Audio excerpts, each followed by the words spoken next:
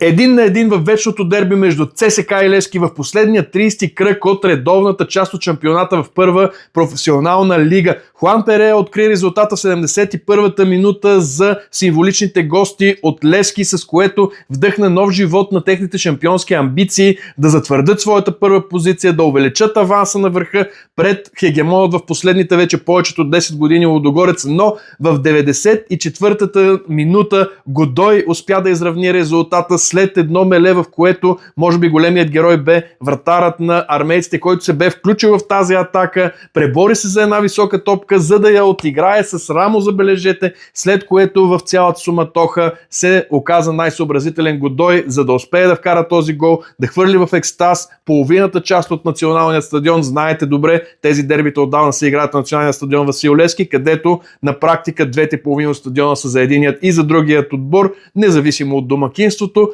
но така или иначе момента тук да отбележиме, че вечното дерби бе едно от редко интригуващите в последните няколко години. Двата отбора дадоха доста от себе си и в крайна сметка равенството е напълно заслужено, с което обаче остава голямата въпросителна. Ще успее ли Левски да спечели шампионската титла и да сложи край на хегемонията на Лудогорец в българския шампионат? Това ще го разберем следващите няколко седмици в вече финалната част от шампионата.